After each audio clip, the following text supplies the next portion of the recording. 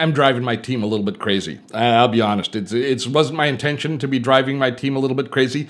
And if I'm going to be perfectly honest about it, I'm driving myself a little bit crazy too. And here is the problem.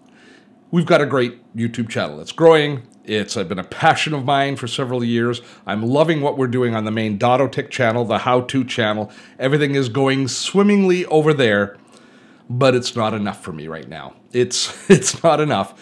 And since I decided to split the vlog off and start the second channel, things have been snowballing on this side. Not necessarily as far as our numbers go. We're growing nicely on this channel. You folks are following us. We're getting good comments and engagement. But it's not like a rocket ship where this channel is just exploding. However, my imagination, my passion for this channel, my passion for the messaging that is forming, and kind of for the mission statement, which is evolving for this channel, that's what's driving everybody crazy, because Steve is spending way too much time thinking about what's going on here. I'm hoping not to the detriment of what's going on over there, but I'm pretty sure it doesn't help.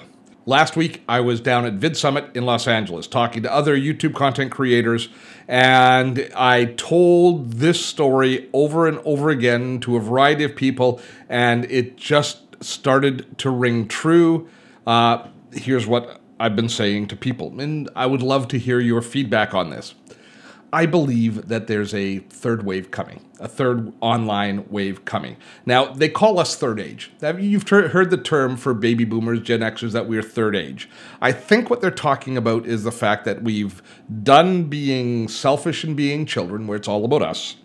We're through the next phase in life. That's first age. Second age in life, I might be wrong on this, but the second age in life is our sacrifice phase, where we are parents, where all of our focus and attention is in our child rearing years, and we really don't pay much attention to ourselves, but we pay attention to our children. And then once we're through those child rearing years, we enter our third age. And the third age can be anything. It can be whatever we want. We can look for fulfillment. We can look for peace and quiet. We can look for selfishness. It's our third age when we get to decide what we want to do. As we enter that third age, many of us are facing retirement, facing extra time on our hands with a great deal of trepidation because we don't necessarily have the revenue to support ourselves in this time. We're worried about our retirement, or we're worried about remaining relevant, or we're looking to just disengage. We have a lot of different goals and objectives moving into this phase in life.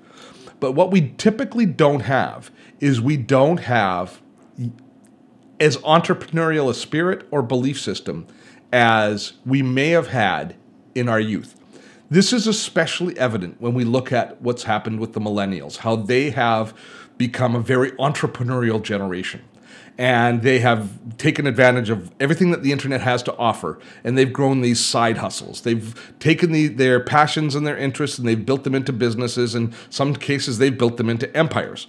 Now, we are at the same stage they were 15 or 20 years ago, baby boomers. We now start to have time on our hands, and we have flexibility, and maybe even we have a job market which doesn't want us. I think a big reason that many of the millennials turn to entrepreneurial pursuits is because the job market was difficult when they entered it. We weren't leaving the job market, so the job market didn't want them. There's some frustration there, but there's also the seeds for growth and the seeds for new ideas to germinate and for them to grow.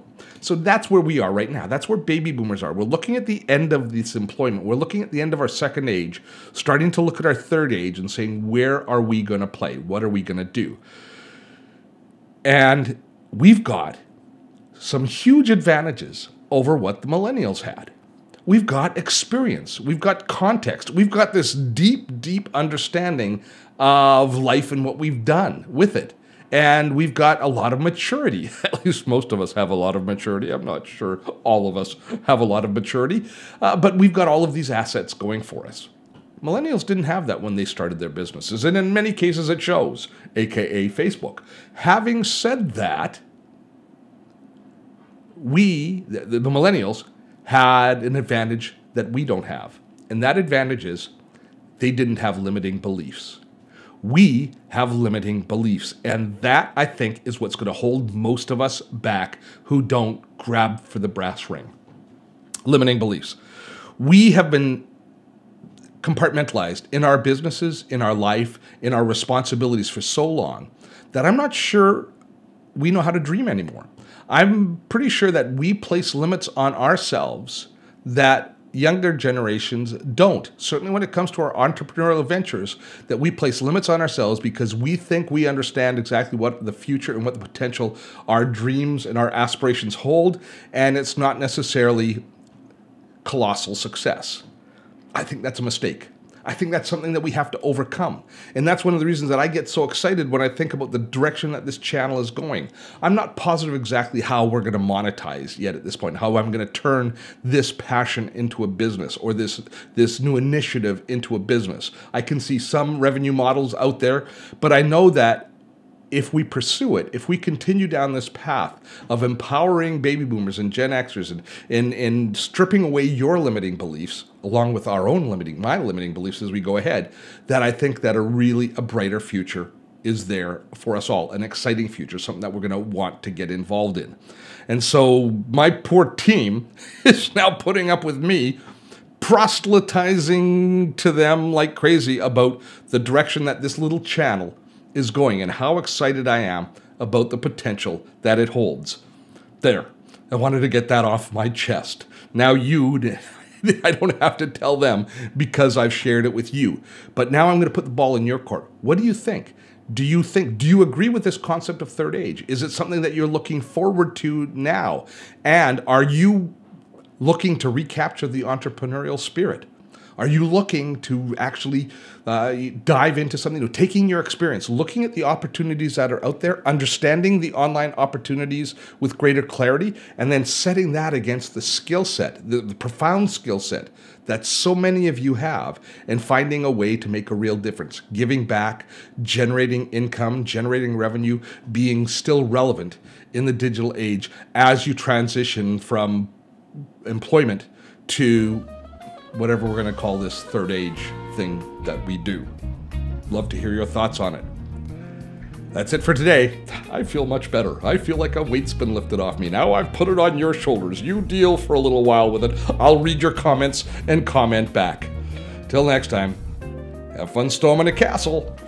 I love reading your comments and suggestions, so please post below. I do read every single one. If you like this video, please give it a like and share it with your friends or colleagues who may find it useful. Now make sure you've subscribed and hit that notification bell. And if you have time, check out some of our other videos right over there. Till next time, I'm Steve Dotto. Have fun storming a castle.